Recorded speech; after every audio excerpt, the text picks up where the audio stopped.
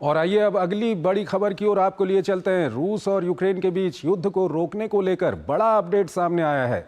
America के साथ हुई बातचीत के बाद यूक्रेन युद्ध विराम के लिए राजी हो गया है। अमेरिका ने अब युद्ध विराम का पूरा मामला रूस के पाले में डाल दिया है। वहीं रूस का कहना है कि वो अभी इस प्रस्ताव का अध्ययन करेगा। ऐसे में शांति को लेकर यूक्रेन का पलड़ा फिलहाल भारी दिख रहा है। 30 दिन का युद्ध विराम, यूक्रेन ने सहमति जताई तो अमेरिका ने तुरंत गेंद रूस के पाले में डाल दी। अमेरिकी विदेश मंत्री मार्को रूबियो ने साफ कह दिया कि अब ये रूस पर निर्भर है कि वो इसे स्वीकार करता है या नहीं। अगर नहीं मानता है तो स्पष्ट हो जाएगा कि शांति बहाली की राह में रोड़ा कहां और कौन है। दरअसल मंगलवार को सऊदी अरब में अमेरिकी अधिकारियों के साथ बातचीत के बाद यूक्रेन ने तत्काल 30 दिनों के युद्ध विराम समझौते पर सहमति जताई थी। राष्ट्रपति डोनाल्ड ट्रंप ने यूक्रेन के इस फैसले का स्वागत करते हुए उम्मीद जताई कि रूस भी इस पर सहमत हो जाएगा।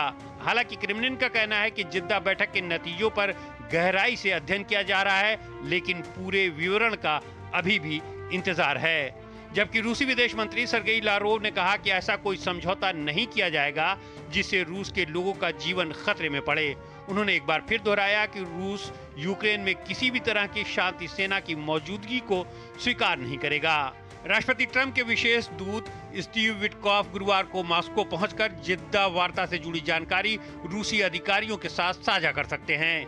इस बीच राष्ट्रपति ट्रंप ने अगले कुछ दिनों में अपने रूसी समकक्ष व्लादिमीर पुतिन से बात करने की उम्मीद जताई है। लेकिन यूक्रेन के खिलाफ ट्रंप द्वारा उठाए जा रहे एक तरफा कदम से रूस जितना पहले सहज महसूस कर रहा था, शायद वो स्थिति आगे न रहे। इसका कारण है कि अमेरिका ने यूक्रेन को रोक दी गई सैन्य सहायता को फिर से बहाल कर दिया है। यूक्रेनी सेना द्वारा इस्तेमाल किए जाने वाले स्टारलिंक उपग्रह को फिर से शुरू कर दिया है। साथ ही खुफिया जानकारियों को साझा करने के सिलसिले को फिर से बहाल करने की भी बात कही गई है। पिछले दिनों व्हाइट हाउस में डोनाल्ड ट्रंप और ज़ेलेंस्की के बीच हुई तीखी झड़प के बाद अमेरिका ने यूक्रेन को मुहैया कराई जा रही इन सुविधाओं को रोक दिया था। युद्ध विराम को लेकर रूस में जहां आम लोगों की राय बटी हुई है, तो वहीं कीव के लोग इसे लेकर आशंकित हैं। राष्ट्रपति पुतिन बार बार कहते रहे हैं कि वो बातचीत के लिए तैयार हैं और ट्रंप को भी लगता है कि पुतिन इसे लेकर गंभीर है। हालांकि सूत्रों का कहना है कि बिना किसी गारंटी के पुतिन किसी तरह के समझौते के लिए तैयार नहीं होंगे। पुतिन कहते रहे कि अस्थायी युद्ध विराम इसका कोई हल नहीं है। अब देखना दिलचस्प होगा कि पुतिन ट्रंप के ट्रैप में आते हैं या अपनी शर्तों का नया टारगेट तय करते हैं। आलोक बंसल हमारे साथ जुड़े हुए हैं, विदेशी मामलों के जानकार हैं। आलोक जी, जिस तरह की बातचीत हुई है यूक्रेन और अमेरिका के बीच में, उसके बाद कहा जा रहा है कि यूक्रेन शांति समझौते के लिए तैयार हो गया है, 30 दिन के युद्ध विराम के लिए तैयार है।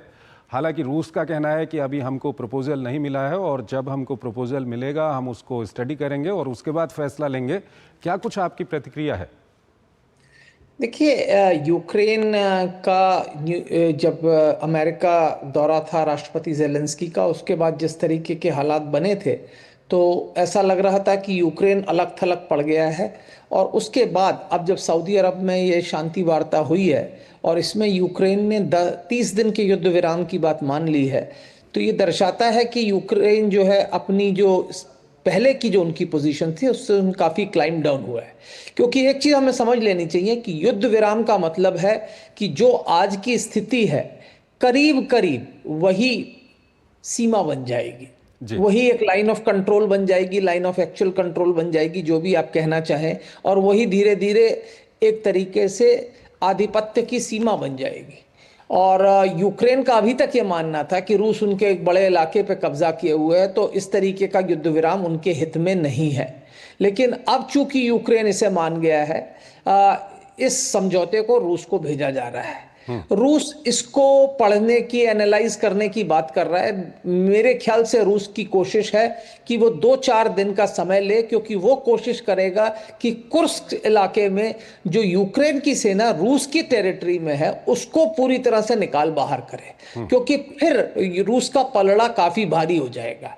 अभी क्या है कि स्थिति है, हालांकि रूस एक बहुत बड़े भूभाग के ऊपर कब्जा करके बैठा हुआ है, लेकिन यूक्रेन के पास एक छोटा सा हिस्सा है रूस का।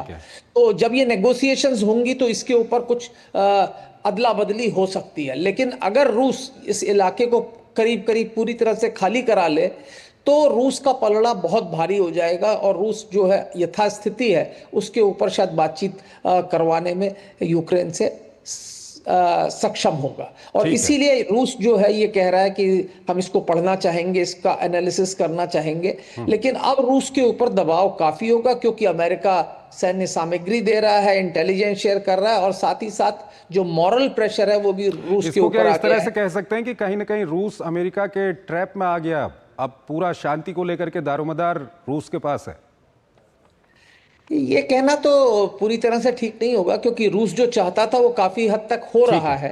अमेरिका ने काफी हद तक रूस की शर्तें पहले भी मान ली हैं और अगर अभी युद्ध विराम होता है तो यूक्रेन का एक बहुत बड़ा भूभाग जो है रूस के कब्जे में होगा और इसमें अगर कुछ अदला बदली करे तो रूस हो सकता है जो उसकी डोनबास में जो चाहता था कि इस पूरे इलाके को कर ले तो ठीक है आलोक जी, बहुत बहुत शुक्रिया आपका हमारे इस कार्यक्रम में जुड़ने के लिए और दोनों ही विषयों पर अपना महत्वपूर्ण